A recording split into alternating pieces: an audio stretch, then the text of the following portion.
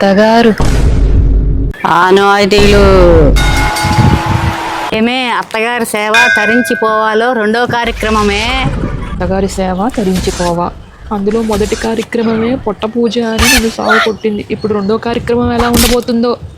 చెప్పండి అత్తయ్య గారు. ఈ కార్యక్రమంలో భాగంగా నాకు నా అప్పచెల్లెలకి నువ్వు పాదసేవ చెయ్యాలి. అయితే మీ అందరికి ఇప్పుడు నేను కాళ్ళు నొక్కాలా ఏంటి?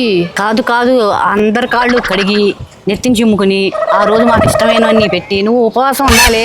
అలా చేస్తే మేమందరం కలిసి నీకు బంగారం పెడతామే. అదే మన ఆనవాయితీ. బంగారం పెడతారా?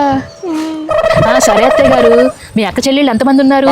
ఏలిడిసిన వాళ్ళు కాలిడిసిన వాళ్ళు అందరినీ పిలిచేయండి. కనీసం ఒక 100 మంది ఉంటారా? అందరినీ పిలిచేయండి. అసలే మీ బలగం చాలా పెద్దది. ఒక్కొక్కళ్ళు ఒక్కొక్క గ్రామ్ బంగారం పెట్టినా నాకు బోల్డ్ బంగారం వచ్చింది అత్తయ్య గారు. ఆకవే ఆగు, మరీ అంత ఆశపడకు.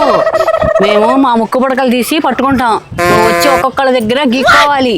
నువ్వు ఎంత గీక్కుంటే అంత బంగారం నీ సొంతమే. బంగారం గీక్కోవాలా? ఇంకా నయ్యో నాకోవాలని చెప్పలా.